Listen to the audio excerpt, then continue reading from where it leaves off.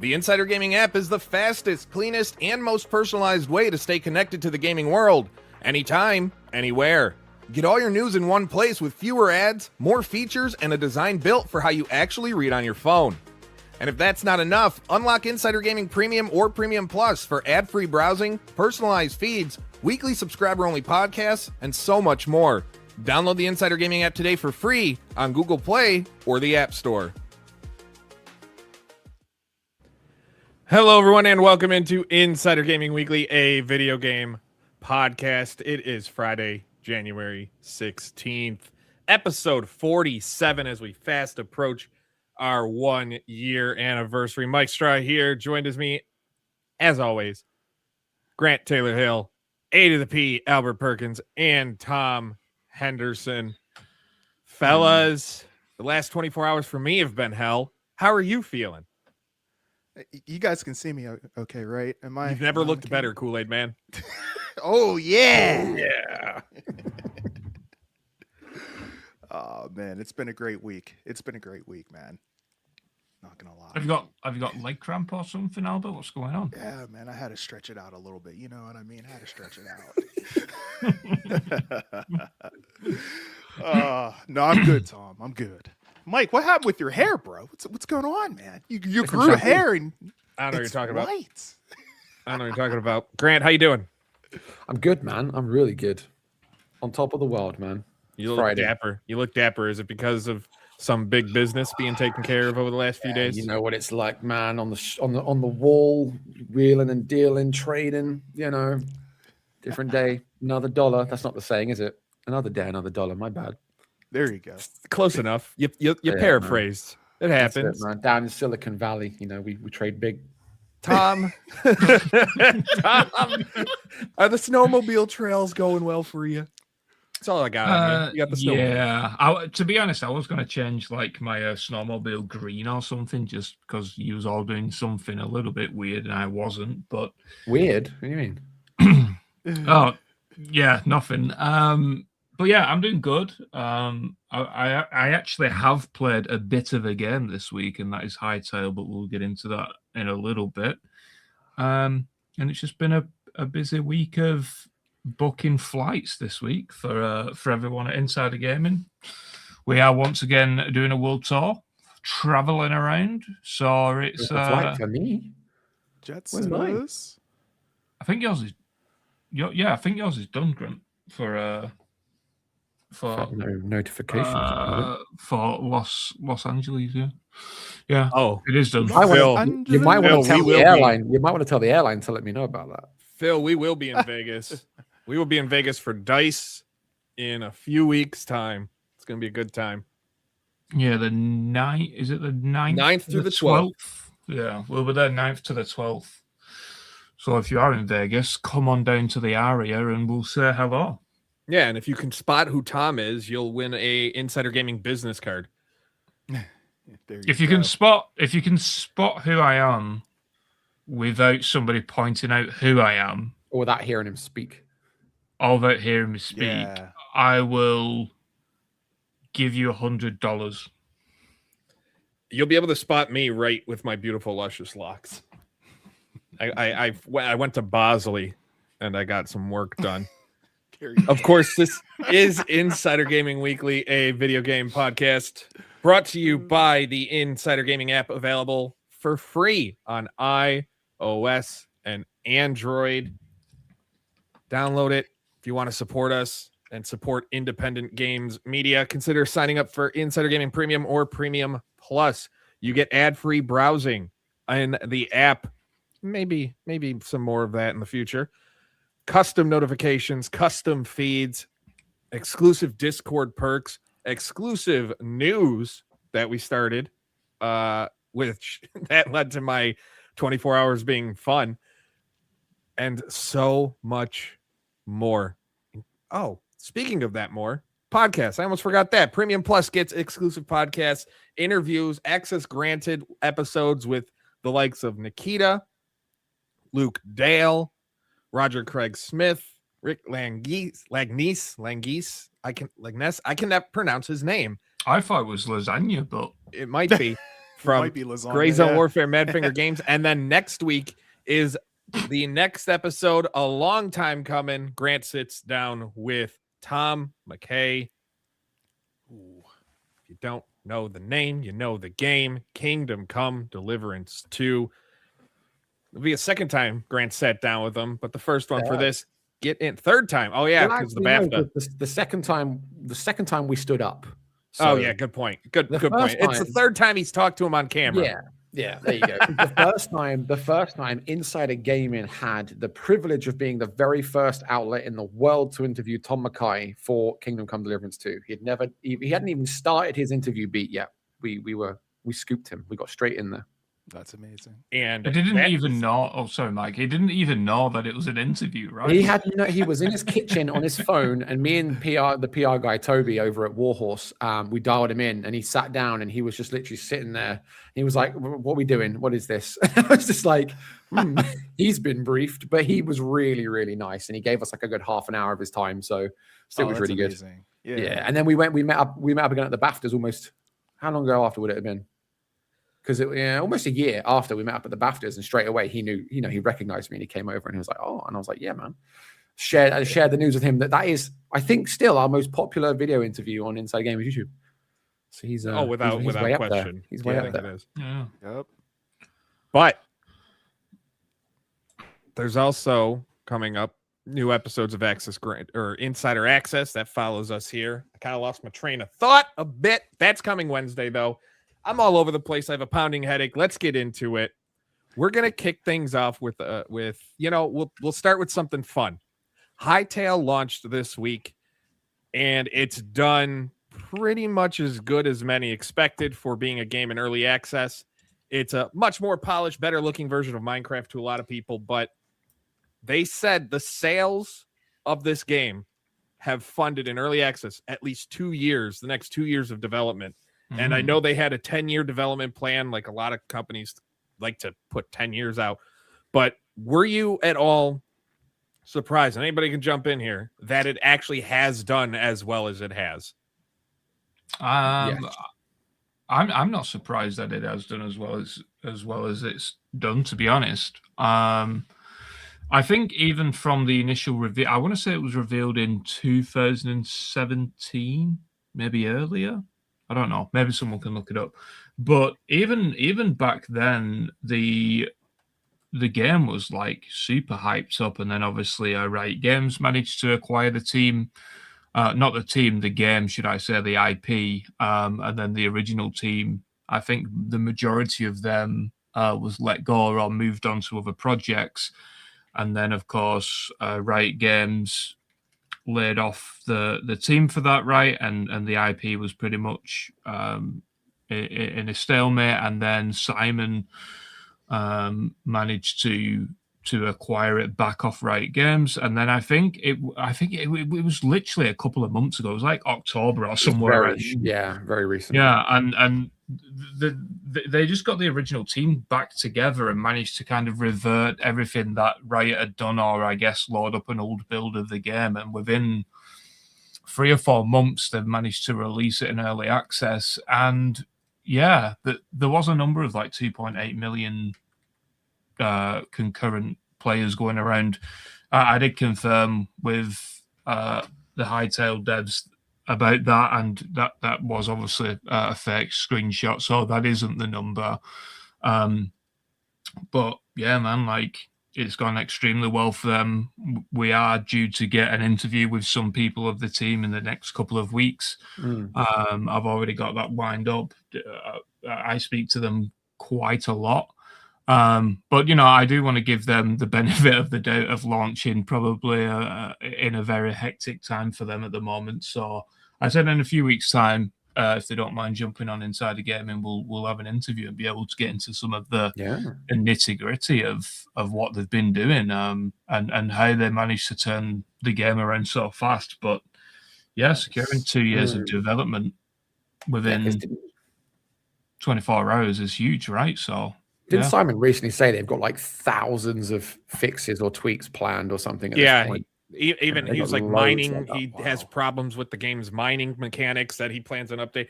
and it's a lot. Like you could see when you're watching gameplay. Like I haven't dove into it yet, but I plan to. You know, once I wrap up a couple reviews I'm working on myself. But from the team that's written, Andy and Josh, who've been playing it, and you can get full guides and how-tos and first impressions over at insidergaming.com and in the Insider Gaming app. Download it, iOS and Android. Links in the description below. They are having an absolute blast with this game. Like it seems like they can't put it down.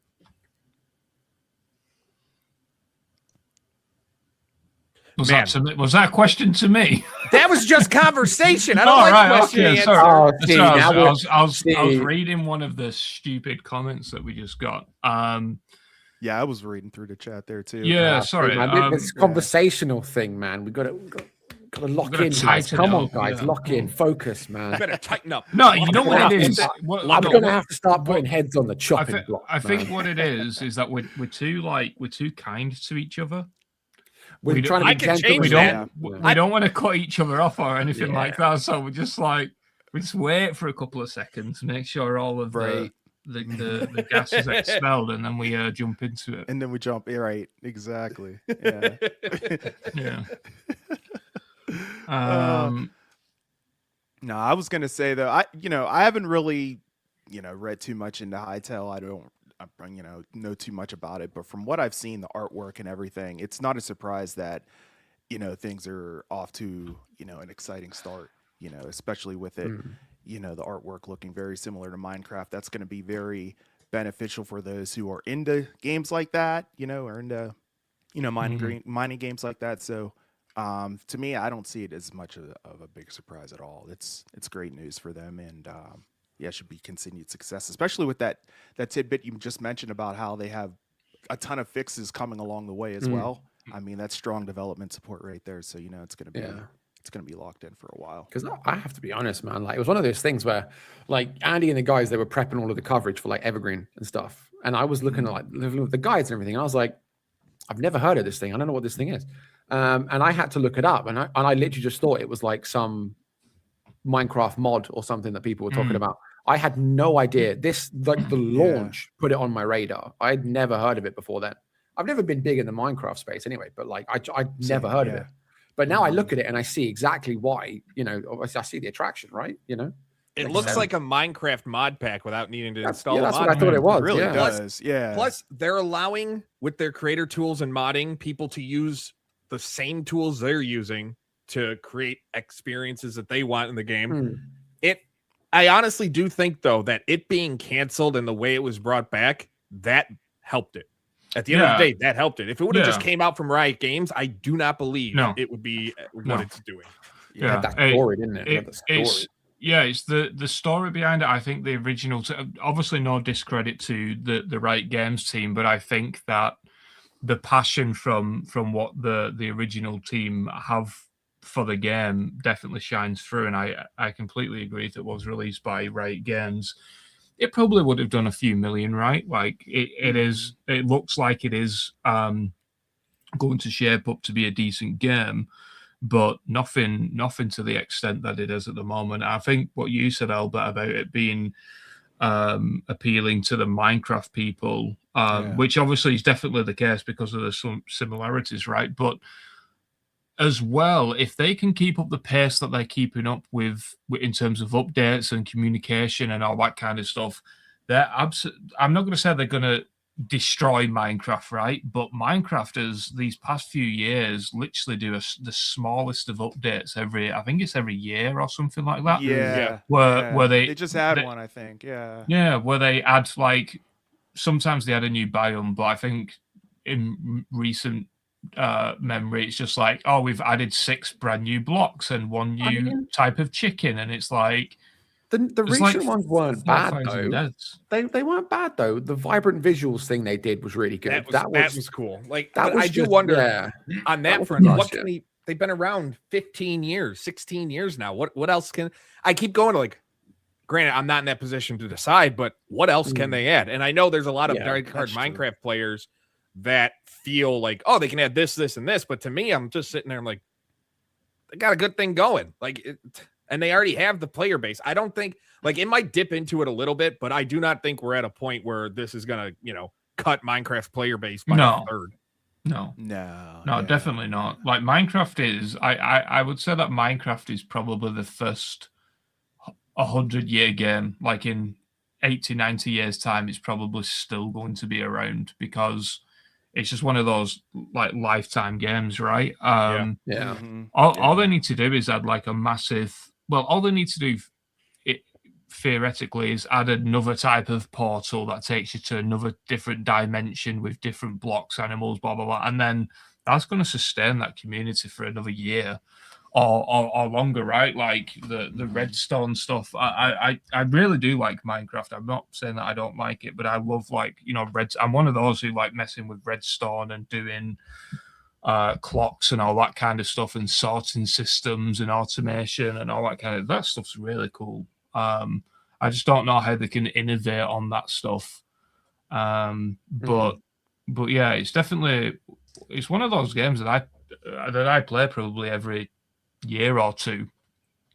Play it for a month straight and then defeat the Ender Dragon or whatever, and then I don't really go back to it. But it is a really fun game. I just hope that Hytale now can keep the momentum going. Obviously, try and not at the detriment of the people working on the game, right? 'Cause it sounds like at the moment they're putting in some very long hours, and eventually people are going to get burned out.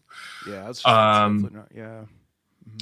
But yeah, I mean, if they can do it and make it one of those games where they're after the end goal, just like Minecraft, right? Like the end goal is the Ender Dragon, but you still have other stuff to do. If Hytale can do that in some unique ways, then they're definitely onto a winner. Yeah, I think if they just keep going on and keep building new ideas, they should be perfectly fine. And like you mentioned, I was exactly going to mention that there.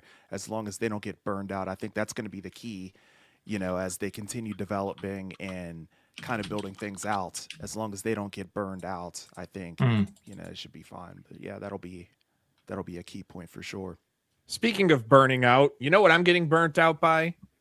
The Netflix, Paramount, Warner Brothers Discovery drama. It continues. A quick chat on that. For those that don't know, Netflix is set to buy Warner Brothers, the Warner Brothers side of WBD after the split. That would include all their streaming and studios, including Warner Brothers games. Paramount has been throwing a hissy fit and crying because they thought their deal was better, though looking at it, it really isn't. Netflix offering $27.50 for the streaming per share for the streaming and studio side. Paramount offering $30 for the whole company. So that leaves, or is $27.75 or something like that. But that leaves $2.25 as the value for all of Warner Brothers Discovery's TV stations and that linear side of the business. So Warner Brothers says no. Warner Brothers has rejected multiple times Paramount's hostile takeover efforts. So what does Paramount do? They sue Warner Brothers over the Netflix deal, saying that Warner Brothers failed to disclose any information about how it valued its global networks and during this whole transition process, and they were not being truthful or honest to their shareholders. They misled their shareholders. Paramount wanted an expedited or a fast track on Discovery disclosures, and a judge shot that down this week. So they're still trying to get the Discovery and get to that point, but we're at the point now where it just keeps getting messy. And to me, it just seems like somebody who is just jealous that it didn't go their way. Yeah, man, this thing's a joke, bro. I mean, come on, man. It's just like they're suing them essentially because they're just like, oh, we're not getting our way. You're not going to make a deal with us. Okay, well then, you know what? Then you're going to be going to court with us. That's what it feels like to me. I mean, I don't understand why you put out a good offer. If the other party thinks it's a good deal, then you shake hands and you get the contract signed, and then it's a done deal. Obviously, they didn't think that was the case. And so now they're throwing a hissy fit over it. I don't understand it. I don't get it. Is there details on how much Paramount are suing for? They are They didn't in the lawsuit, or at least the letter with the lawsuit that David Ellison, that great man, put. They want just details. They want them to a judge to force Netflix or Warner Brothers to give details about what the value of the television side is as to why they won't take this $30 deal. That's pretty much what they want. They're trying to force it and say, see, our deal's better because you only view it as a $1 a share thing internally, and that's why you won't publicly say it. So I think I missed something. Who's this Ellison fella? The CEO of Paramount. Oh, okay. What's funny to me is Paramount has made 8 offers at least to Warner Brothers, and every time they just keep getting rejected.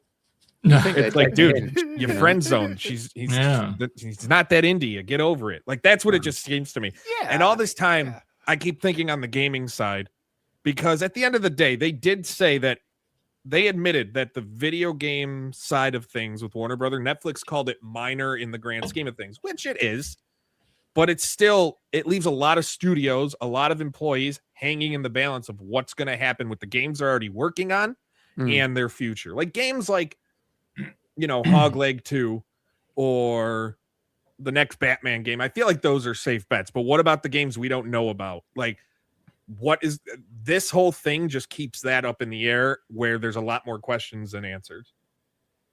Yeah, I mean, you said that about Hogwarts Legacy being, I guess, like no one's safe, to be honest, because Netflix are doing, I can't remember what it's called, but it's like this family subscription thing where you can still play the games with Netflix. Does that? Yeah, they do. I mean, they have Netflix games because like they just added Lego Party to it. Which really pissed off my son. He bought Lego Party and 3 weeks later they announced it was coming to Netflix. And he's like, "What?" I'm like, "Don't worry, it'll come off Netflix at a drop of a dime, and you'll still own it." Yeah, that's what I mean. It's like they're family-oriented games. I think it's like I can't remember what the actual name of it is. It's a brand that they've put on it. And they're investing very, very heavily into that now because it's like games that you can play with your phone, right? And then it goes onto the big TV. Party games, basically. Yeah, and I just don't know how that translates into a game like Hogwarts Legacy 2. Obviously, it was a massive success, right? It probably did Warner Bros. Like $2 billion, was it? Something like that? Yeah. Or even more by now. And I just don't know if Netflix even want to like deal with that kind of side of the business. They had been getting out, like they had been selling off and closing their AAA studios, but this would allow them to stay in that area with established companies. Because you also got to remember, they'd be getting, if Netflix gets this, they'll be bringing in the Mortal Kombat franchise to their family. Like that's not going anywhere. So it just, now they have established things and they don't have to worry about starting from the ground up as they have with hoping something works. Would this be something where like they kind of like, it's like, yeah, we own them, but we're going to let them independently operate? I guess that's what a lot of people are hoping for. Yeah. My hope is that, they buy them and they revive the Nemesis system. That's what I want. I've been saying it since that deal was announced. Yeah.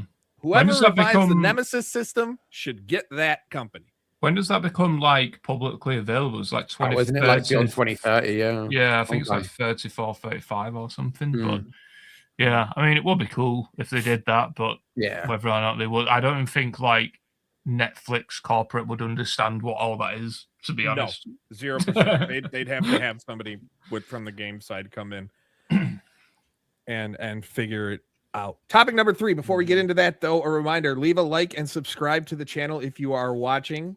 If you are interested in supporting us more, download the Insider Gaming app on iOS and Android. Link in the description below, and you can sign up for a premium or premium plus subscription to get extra benefits like ad-free browsing in the app, custom news feeds, custom push notifications, Discord perks, exclusive shows, and a whole lot more coming your way. Elsewhere, Battlefield 6 is not making people happy right now. EA, Battlefield Studios, announced they were delaying the start of Season 2 into February for what they call more polish after feedback, and it has a lot of people, a lot of fans, feeling like all of the goodwill that they had at launch is gone. And I'll be honest with Been you, and gone. it does. Yeah, it feels like if it wasn't gone already, it might be the tipping point where how they're viewed in the eyes of the community, because I feel like everything's just been kind of there. Yeah, I get what I will say is that if you're a Battlefield player or a Battlefield fan, this isn't new. They've been traditionally bad at post-launch support, especially for the first 6 months. I can't remember if I even said that. I might have said this last week, but traditionally what will happen is in March, April time, they'll kind of start getting into the rhythm of things. But yeah, I mean, listen, obviously Battlefield did extremely well on launch, and even beat Call of Duty to quite a few people's surprise. But I think this time, what we do need to bear in mind is at the end of the day as well, they've just lost Vince. They've literally just lost Vince and Pella not long ago, and you've got to think of it from obviously the psychology behind it and all that kind of stuff, all these town hall team meetings where Vince is probably going to be in it, or even the small things like not seeing Vince CC'd in emails and all that kind of stuff. That plays a very heavy toll on people, right? Oh, 100%. And yeah, I mean, we at the end of the day, we don't know how the teams have reacted to his passing, and for all we know, there could be a lot of counselling going on and all that kind of stuff, and people just can't work to the capacity that they could before, which obviously is absolutely fine, and it's a part of the grieving process, right? But yeah, I don't know. I feel like a lot of people have kind of just, now that he's gone, just brushed that to the side, and it's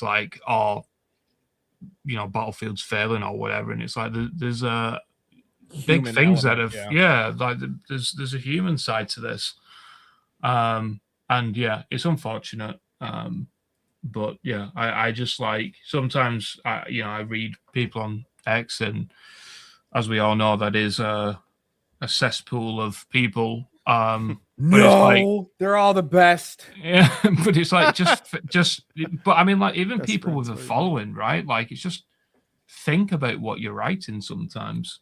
Yeah. But yeah, that's kind of my stance. But yeah, I mean, traditionally, Battlefield has always struggled. They usually you see it with the players as well. March, April time, it'll start to lift back up. I think obviously the big thing of Red Sec not doing as well as they thought long term. You mean they didn't get 100 million players? Yeah, well, they did well at the start. I think they got past 25 million. I don't care, not 100 million. It bombed. But yeah, it bombed. Yeah. But there's my thoughts, okay? Tom, you hit the nail right on the head. That's something, you bring up Vince there. That's something that I bet a lot of people aren't even really thinking of is, with his passing. I mean, that's a lot, especially with the people that, worked in, in the higher ups that worked alongside him. And, I'm sure they have grief counselors on site, that sort of thing. But I mean, everyone grieves their own way. Everyone grieves at different times, they're all going through it. So at the end of the day, thoughts definitely go out to them. And, ultimately when you compare the two, when you compare Battlefield and Call of Duty always had updates coming out more fluently than Battlefield historically. So, in that aspect, in that regard, I really don't see it as much of a surprise. It is unfortunate though, because, like you mentioned, Battlefield had such huge hype whenever it released, and it's okay, we can keep this hype going if we, go ahead and release season 2, kind of get things rolling with season 3, that so on and so forth. But, it looks like they're just kind of falling back into their old same habits, but maybe it's what they had planned the whole time even. But it also could be bigger things at play, like you mentioned, of course. So yeah, I don't know. Yeah, personally, I'm willing to see what they're going to do. I'm not going to write it off until you see what actually comes with this new season in February.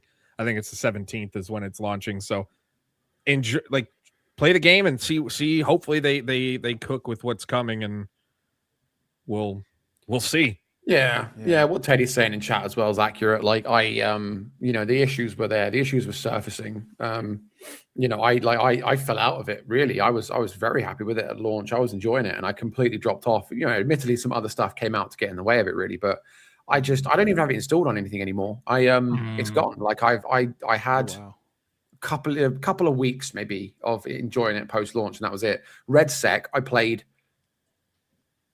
I don't know, 5-10 games, not much at all, really. And that's obviously not a game of it because I didn't want to turn on secure boot. No, I already had that on, so that wasn't a thing. But it was okay. I don't like battle royales anymore. But like that as well, nothing panned out how they wanted. Like from my perspective, the esports stuff, right? Because that's the world that I'm in. They had their Elite Series tournament that was coming up, this $1 million tournament. Postponed it like the day of. Right, or the day before, or whatever it was really close to it starting, and they postponed it because of some technical issues. No indication that it's coming back anytime soon. So that was a big concern. And now, if you look at the viewership, look at it on Twitch or whatever, right? Way down. You've got like 1,000 people at any time watching Battlefield, Red Sec, and 6. Which are numbers that. What are we? When was it? Midway through October 10th, wasn't it? What are we now? What, 4 months? 3 months? To be at that point for a game that should be a live service thing, it's nuts to be that low down. I know that Call of Duty is not much more different. Like you look at Black Ops 7, it only comes up higher because they've got the esports thing. If that wasn't there, you'd never get any growth. But yeah, I just think it's mishandled. And charts don't mean anything. Don't just look at charts. Charts don't mean nothing, Grant. One number on one platform. It's not indicative of how much people are enjoying the game. Oh, but guess what? They're not enjoying the game. I think what's interesting, I think what's interesting as well is they're going to find it tremendously difficult to bring players back, and that isn't just a Battlefield issue, right? I think that's an issue for a lot of games. It's like, but it's like if they come out with, theoretically, it's probably going to be two or three new maps in February with a few new guns. Like that isn't them doing that isn't going to make you, Grant, who's uninstalled the game, re-download it. Like it just isn't. I don't know what it would take to bring me back to it, but I've just moved on. And before long, there'll be other new games. And like for example, Arc Raiders. Okay, that's it. I've answered my own damn question. Arc Raiders is what took me away from it, right? Because that came out the 31st of October, or the 30th, can't remember which one. And it completely stripped so much of the attention away from games like Battlefield, even games like Call of Duty, which came out shortly after.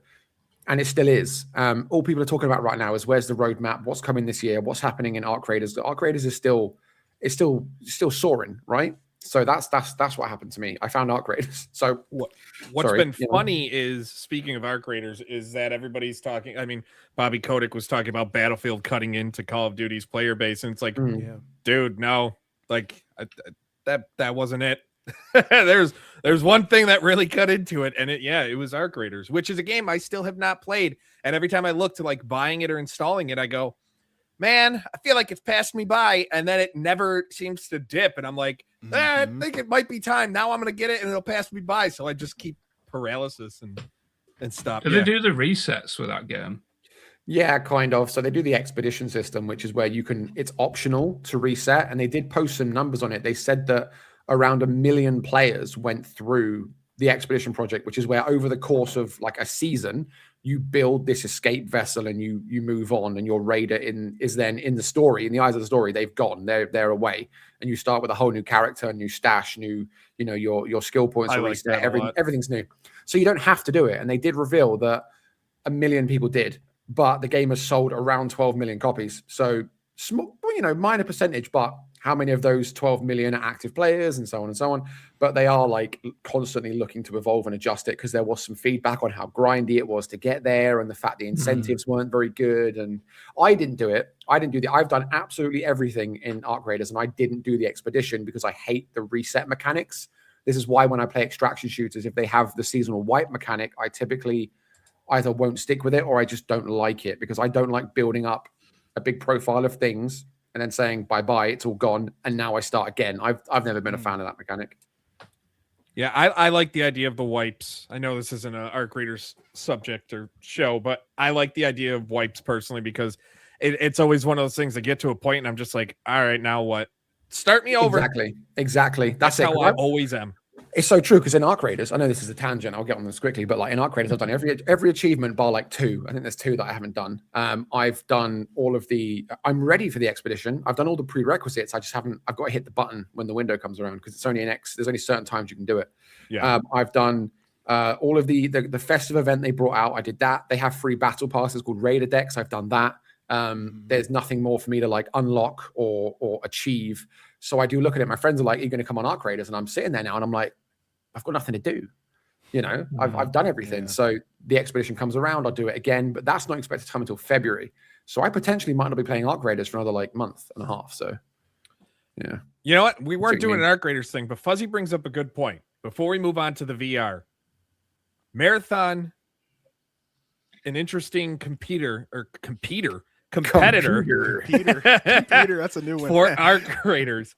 Do we think there's any shot of that even touching and pulling people away? Because I am still of the belief personally that Marathon is DOA.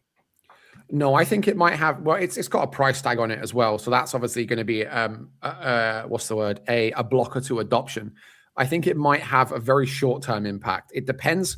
Everyone's saying Marathon's coming up. Everyone's saying, I think, was it Paul Tassi or someone put on socials earlier on today an article saying like it's actually getting better. We're seeing screenshots, we're seeing gameplay coming out now. Even visually, the palette, the color palette, the set design looks better. If it does it well enough, the initial kick is enough to hype it up and they do the whole creative campaign thing because they're going to do it right. If they do it correctly and people think this actually might be something, then at least short term, it's going to impact every other extraction shooter on the market. Same as Arc Raiders did for every other extraction shooter on the market. It's just retain that player base. If Marathon can do it, it will short term. Longevity, I don't know. Depends how their post launch is going to be. We'll have to wait and see. I mean, I just don't see it. You know what else I kind of see though? VR gaming is falling off a cliff, and that comes because this week Meta decided this is the real world. Hi, Dad. Just think of the South Park episode with Butters. Meta decided to go on a full-on layoff and studio shutdown spree, hitting Twisted Pixel, Sanzaru, Amateur, Supernatural, and Camouflage, and basically gutting their Oculus Studios VR game wing department. So that means the Camouflage is down to a bare bones. There's no Batman Arkham Shadow 2, despite Batman Arkham Shadow being so well received. Asgard's Wrath 2 came with the MetaQuest 3. Really highly regarded. Tried it. Motion sickness destroyed me, but it's such a highly regarded VR game. That's gone. Sanzaru, which was working on Batman Arkham Shadow 2, is no more as a studio. Over 130 people gone. Jeez. This is a situation where it feels, and they announced their pivot to focusing more on wearables. It feels like Meta can see the writing on the wall and that VR gaming had reached its peak and it is fast going down. I don't know. I guess like this theory is based on my son, right? He's 9 years old. And I guess it's one of them, like we bought him the Quest 3 for Christmas. And every day since he's been playing it with like all of his school friends. All of his school friends seem to have one, but it's just whether or not in 3 months' time if they're ever going to pick it up again, right? Yes, because even when I first bought a VR headset, I mean it has come on a long way in the past 3 or 4 years. But I think what a lot of people do is they love it for like 3 or 4 weeks. And then they put it down, and then it literally just gathers dust. Like there's no. So you're saying VR is a gimmick? That was the whole vibe years ago, right? I think it's not dying, but it's definitely struggling. There's like a stagnation issue, like what Tom's saying, right? Like looking at the numbers, there's growth, and the market value is going up, the user count is going up, but gaming isn't really the lead growth area in VR. what is all the other stuff that you can use it for. So like enterprise training, collaboration, education, healthcare, all these other things that you can do with virtual reality. Gaming is sliding, and we're seeing that because of the adoption was weird. Like Tom said, people, there's a tangible distance apparently, looking at the data, between the number of units sold and the number of active VR gamers. So people are literally buying them, trying them, leaving them, or buying them and then selling them off, or trading them in for something or whatever. So the engagement is low, and that's why like the gaming's share of that market growth is dwindling, but there is growth, I think. So it's just that gaming bit that's just not doing as well as you might hope. I mean, and there's so many blockers to it. Like Mike sitting there saying he gets motion sickness. Like the space to do it in is obviously tricky for some people. The fact that the games sometimes almost always the games are smaller than your average whatever console PC game, but they still charge premium price points for them quite often. You've got the lack of the library. It's mostly like older games, or the newer ones that do come out. They're great, but they're few and far between. There's a lot. There are a lot of blockers. I think there's really quite a lot of issues for gaming to succeed in the VR world. Yeah, on the business side, I know there are reports. I don't know if Meta's come out and said it, but they're shutting down their business program side, and they'll support it until 2030. Their headsets, but they're not going to be doing any more, and they're shifting their focus away from VR to wearables and AI, which we knew they were shifting the focus, but they're apparently shifting it ridiculously wide. But we saw with PlayStation VR that never picked up at all. Steam has been okay. Its latest hardware survey results from December had 1.64% of active Steam users with VR headsets. That was up 0.08%. So if you look at their numbers, taking that to their user base, that's about 564,000 users that have used VR in Steam. So we're not talking about just people who are using their Meta Quest and going around. It's just a case of what are they doing with it? Because there's people who have sat there with their Quest now that Xbox Game Pass and cloud gaming and whatnot, and they just lay there and use it as their TV. Like, so it is what it is. Like I tried it, weird as all hell. Like so weird. I've also tried using it to watch sports games. They have that app in the Quest where you can act as if you are right next to the courtside. That weird, cool, niche, would not do it regularly. And that's like, we keep talking about niche, and it just feels like it's that cool thing to do sometimes. Like, again, for me, it's always just been my exercise machine doing Beat Saber. Like, it's hard for me to it's hard to justify it. That's one of the biggest attractors to it, right? It's the movement thing. So I use mine for all kinds of games. One of the things that I do use it for is there's an app called Fit XR, and it's like one of these full body exercise apps where it's like led by a trainer, and you do like all kinds of like combat sports and stuff. And it's really intense. It really gets your heart rate up. And it's great. It's really good. It's immersive. It's gamified. I love it, right? But the games as well, like there's some absolute bangers on VR. Where I think a lot of people think VR, they just look and they think like VR chat or something. That's all they think it is, like silly little stuff.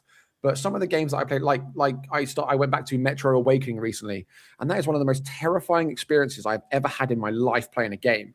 The Arizona Sunshine games, like zombie shooters and stuff, really, really, really great fun. Some of the physics-based ones, like the realistic ones, like Bone Lab or whatever, or like I was playing Hot Dogs, Horseshoes, and Hand Grenades, which sounds ridiculous, but it's like gun porn. It's like amazing if you love like first-person shooters.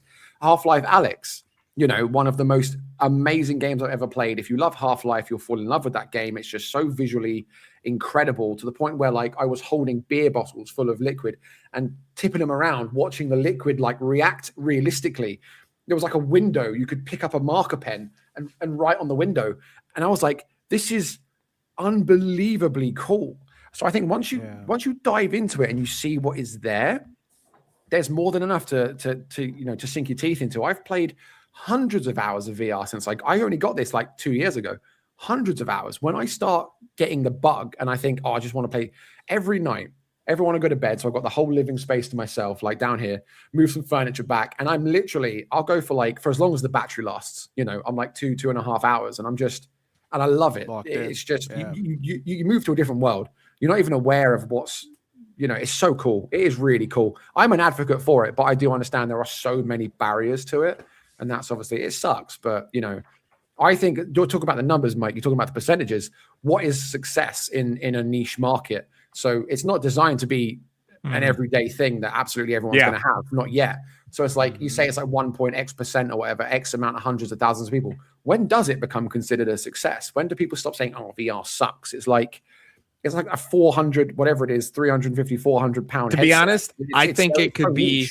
I think it could grow threefold. Like, I'm just going to use Steam. That number can go from 564,000 to 5 million. It will still not be viewed as a success. It's going to fall along the lines of mobile gaming. Mobile gaming, you can't deny its success. People don't view it that way still. The grand scheme of it. Anyone denying mobile success is a moron. Yeah. Absolute moron. It's so successful that one of millions. the biggest studios in the world announced that they're letting go 450 employees at least this week. But it's still a success on the grand scale of things. Yeah, because CEOs get richer. It's all about that. It's just, you're just sending it on a tee for him there, Grant. but that's a point though, isn't it? That is a point. I mean, that's like just chalk and cheese. That's like opposite ends of the spectrum. That's the second time I've heard someone use that phrase this week, and I had never heard it until this week. You kept saying something last week. What was it? You said something like twice in the space of like 10 minutes, and I was like, "You've just learned that." I can't remember what it was. Oh man, I'm gonna remember like 3 a.m. Josh used that phrase in his Hytale first impressions piece, and I'm reading it for the voiceover for the video version, which you can see at our YouTube channel, youtube.com/@insider_gaming. And I'm like, what the hell does that mean? And then I had to look it up. I'm like, oh, okay. There you go, man. Well, there we go. It makes sense. But it's definitely nothing I ever heard. Now I wonder what I was saying last week. I can't remember. Yeah, I can't remember what it was, man. What do you actually, just a quick while we're still on VR, what do you think the future of VR actually looks like? What you said, Grant, about it, I think one of the biggest issues with VR is like just people not having the space. And I don't want to get into the political nature of all of it, where like the housing crisis and all that kind of stuff. But like new build homes, for instance, are tiny these days. Like you can't have I think living room or lounge or whatever you call them sizes are like 3 by 4 meters these days. And when you've got a sofa in there and a TV stand and all that kind of stuff, taking up all the space. You ain't doing anything. And I was just thinking of those, those VR walk pad things. Oh, the Omni pads. Yeah. Like I'm just thinking, like, is that actually the future where it's got to be, but they're so expensive. I was gonna the price. I was offered one to review for Insider Gaming. I don't have the room for that, man. Like I don't, and they're like, oh, it's stowable, you can put it away, and I'm like, where? It's heavy. Like, what do you? Yeah, that's another thing, isn't it? Because those are just awkwardly sized. It's a massive circle. They're awkwardly sized and shaped, and they've got to make them universal to fit every body type and every. It's something like that will never be. Yeah, I mean, you're talking like. I don't know how to compare it to something, but a trampoline. Exactly. I mean, like a treadmill, just a regular treadmill. How many people have the room to stick a treadmill in their living room or something? And Yeah, I don't know. I was thinking like maybe if they could bring the price right down to like, I don't know, like $1,000. I don't know how much they are now. Like, is the future of VR like very enthusiastic focused? I don't think that would really make a difference because like I think it's more the space. Yeah, when I got this, I didn't have much space in my first home, right? Not my first, it's like, whatever. But I didn't get this when I was like a baby. But the way you can have it is you can be stationary and you can still have a relatively good time. Like I have so much more room here. I'm not walking around with this on. I'm not, walking all around the house and playing a video game because that's just not practical. So I don't think that's much of an issue with it. Like there are ways to deal with small space. I don't think people like there are ways to get more immersed, like the the Wooja vests that I've reviewed, the vest that you put on, it's like haptic feedback and it's supposed to make you feel like you're in there even more. Things like that are like again, gimmicky, like the Omni thing, I've even said what it's called, OmniPad. I see someone on like a TikTok live or something using it, and people come in and like, oh, that's really cool. Scroll on. You know, it's like it's one of those things where it's a gimmick. It's like oh, I've got this thing that's really cool, but what good is it actually? You know, it doesn't work very well. But yeah. I don't think that's the way it's going to go. I think this is fine. People are saying glasses are the future. You know, like the X-Real or whatever they're called. I can't remember what the thing's called, but that might be the way to go because it's just really light and they're comfortable. Because this thing, I don't have an issue with this, but it makes my head sweat like a bitch. So maybe glasses are the way forward. The X-Real thing of the glasses, I refuse to wear any sort of glasses with a camera on because I have to wear glasses 24/7. Yeah. Like I'm not walking around letting something record everything I say. I don't trust. That is where my boomer mentality. I don't trust that shit as far as I can throw the lightest football. Do you put tape over all your cameras like on your laptop and stuff? You get so many issues with that though. You do. Like I saw some videos of some guys trying to go into like I don't know what it was, some kind of store, some kind of jewelry store or something. And they were just doing like IRL stuff, and they were told to leave. They were like, "You cannot be in here with those glasses on." Leave. And like a guy, because people don't want to be recorded. Exactly, and private property. It's true. And if you're wearing those glasses, you go to the bathroom, a public bathroom. Exactly. There's a lot that I don't like about them. That's true. They're very because I had like a meeting with a guy in the office, you know, a couple of months back, and I sat with him, and it was like a one-on-one thing, and I sat with him, and I was like, "You got them glasses on," and I'm like, "How do I know? How do I know you're not capturing everything we're talking about?" You know? Yeah, because I think you take that to an expo, and you go and do your NDAs and shit. You know? Yeah. Oh, yeah. Yeah. There we go. I know what I'm buying for dice. Yeah, right? Exactly. Give me a pair for SGM. Speaking to the mic, buddy. Flashing red light. You know, what is that on your glasses? Oh, that just means they're powered on, and they're you know. Yeah, but I think that's the issue as well, though, right? Because people have now figured out how to turn the flashing light off, even when it's recording. Sharpie. Yeah, Sharpie. Easy. Yeah, I'll have to buy one for dice. Yeah. As we wind down here, a reminder, subscribe, leave a like. We do a post show called You do. I love the English language. Called Insider Access, where we get to things we didn't get to this week. We're going to be talking about on this week's Insider Access. If you want to go subscribe, you just download the app from iOS or Android. You can sign up for a Premium Plus membership there, and then link your Discord too to get access to our premium content. That there's a Q&A going to be happening about WWE 2K26. I know a lot of people are in here about that. But we're going to be talking about, you know, leaks, rumors, aggregation, and all that fun stuff on Insider Access. So stay tuned for that. That will go live tomorrow. We are working on making it a live post show, but until I get the graphics sorted away and some stuff, that won't happen. But I'm hoping by, you know, maybe next week it'll all be sorted out. But as we wind down, the last thing I wanted to talk about, fake websites. There was a rumor going around that files were updated to these websites for Assassin's Creed Black Flag Resynced, the unconfirmed name of the remake, and the Prince of Persia Sands of Time remake.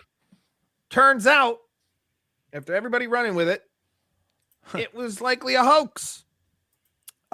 Because links show that changes to the URL on the website, things had been added with files and images called Half-Life 3 tomorrow.jpg. Look, it's totally fake.png. Nintendo Switch 3 png.png. It was a case of someone, and it was a popular aggregator account who I ranted about last week on Insider Access. It was the same account that was taking our stuff, twisting the words, and completely being wrong about it. Wow. I mean, it all makes sense now, right? I know, and they got banned for spreading completely false garbage. This goes to show, take everything with a grain of salt. Yep. Until it's confirmed by the direct source, so the publisher, studio, or a great outlet like Insider Gaming. But, you know, Tom, you've been Ubisoft Insider for years. Yeah. When everything started, the leaks came out about the leaks and the cracks coming out about this being fake. What did you think? I don't like. It's weird because as I was seeing it over the past couple of weeks, in the back of my mind, I always felt like there was something off with it because nobody else was digging into the code and stuff of the website, right? Which obviously is a big telltale sign that it's there's something not right there. But I mean, it's just unfortunate because at the end of the day, they've used what we've reported on as almost like the legwork to their little scheme. Yeah. By saying that it's going to shadow drop on the 16th. I'm talking about Prince of Persia here and all that kind of stuff, which obviously we now know isn't the case. But the issue is, like, obviously on our side, we did report that yes, it was going to release on the 16th, and Black Flag soon after was going to start its marketing. But like, if you actually go onto our website and you read our reports around it, we explain it all, right? Like, for instance, the Ubisoft hack and the compromises and the security breaches has made things very difficult to basically get anything done at the moment, which is why we haven't reported on a updated release date or I guess like a redaction that it's no longer going to release on the 16th or whatever. But because of accounts like this, it now makes it seem like we was just lying the entire time, which is very unfortunate. No, and a reminder, the information we came from marketing documents. I mean, that's yeah, a lot exactly. of things. Like, I think this is, I mean, this isn't the first time. I don't want to say we've been wrong because technically, you know, you can look at it and say that we have been wrong, which is fine, right? And again, it's why you always take leaks with a grain of salt, because at the end of the day, what leaks are is it's information that we've put out there publicly that they're not ready to release because it might not be ready. But I guess we'll just have to wait and see now. But it's just very unfortunate. And again, like if you read inside the gaming and you read all of our reports around Black Flag and Prince of Persia, you'll see that we kind of already said that it wasn't going to release on the 16th or whatever, because, you know, but accounts like that just make it difficult, and especially on like Twitter and all that kind of stuff, right? Like it just skews it. Wildfire. Yeah, but it is what it is. Like, it's not the first time we'll be. Well, it's not the first time we've been. Again, like, I'm using the term wrong very loosely, but plans and change. It won't It's be like the old wrestling adage: cards subject to change. When it when it comes to marketing plans, like those change on a dime. Like they could come out and say, "Hey, we're launching this tomorrow," and then the day before, and announce it, and then the day before, they change their mind. Like we've seen publicly announced things, obviously, all the time. Change. Marketing just changes, and it's things with marketing versus development. We've run into it with issues with marketing teams leaking stuff before developers are ready for it to be out there, because we've seen, like, they just don't talk to each other all the time. So, yeah, I'm just looking now to try and pull up the actual doc that I had. Obviously, I'm not going to share it, but you don't want to put it on the screen for everybody to see? No. Prince of Persia remake, January 16th, brackets to be confirmed, which, you know, is fine because it's just a marketing doc. Marketing should start a few weeks before. Then Black Flag remake, March 19th, marketing to start in January. So that's what I have. I guess we'll see later this month, but obviously Prince of Persia has not happened, so I don't know what that means for Black Flag. And I guess we'll just start. What people have to bear in mind as well is that at the end of the day, I think Prince of Persia was definitely named in Ubisoft's financial call. Yes. It was said to be, it will release by the end of the fiscal year. Yeah, and the Black Flag remake was actually described as, I think, an unannounced game, which it is still from Ubisoft. So, I mean, I guess we'll just have to wait and see. But if one of those games don't happen this fiscal year, then it's kind of like proof that plans changed.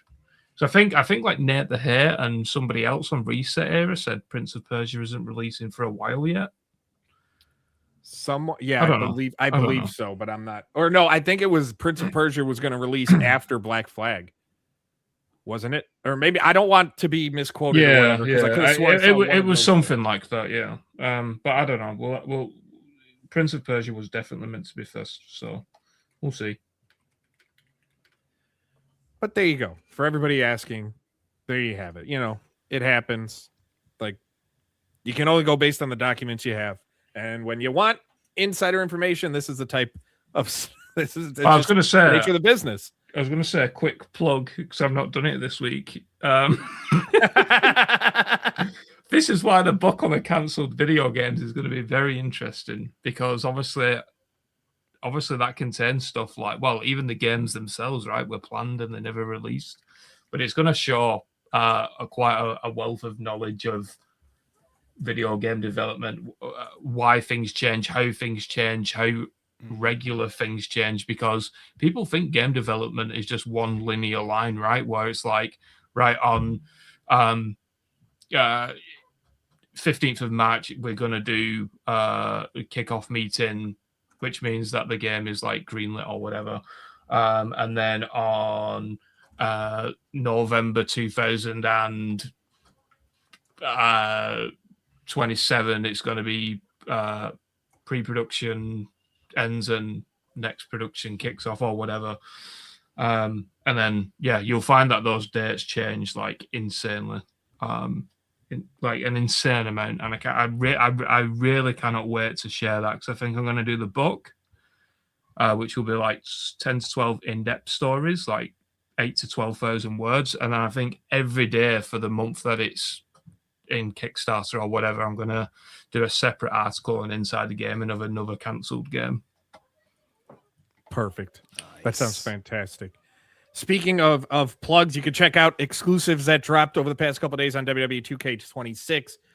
Who the featured athlete is in the game showcase mode. It's CM Punk, but you can find out what that entails. And then I dropped today 4 new match types coming. Though if you think about it, they're not really new. Some are just returning after a few years. One is basically the same as another match that already exists, just a different aesthetic. But you can check that out at Insider Gaming. Also, if you are a premium member, you know, we're having a Q&A on what I know about 2K26 that I might end up being. Oh, my God. What, have you just read the comment? He's a dick, isn't he? He's a proper dick. God damn it. I literally looked over and I saw it, and it caught me completely off guard. Completely off guard. What a dick. I will be holding a Q&A there. You can check it out. Premium to premium members on the Insider Gaming Discord. All you got to do is sign up in the app and link your Discord. It'll give you the permissions right away, and we'll be talking there. That's where we sign off. We have insider access. Again, it will involve, you know, aggregation and all our fun stuff. Basically whatever we want to talk about. It's a very off-the-cuff conversation that goes off the rails immediately. So leave a like, subscribe, be ready for that. You can follow Insider Gaming at Insider Gaming IG, insider-gaming.com on Blue Sky. Go join the Discord, link in the description. We are finally, you know, we're growing. We are growing it. It's going to be great. My goal is to get 10,000 members. Yeah. 10,000 members. 10,000 members to the Discord. I thought you meant subscribers to the app. No. My goal is beyond 10,000. I want 20,000 subscribers to the app so we can all retire. No, 20,000 5-year subscriptions is what I want.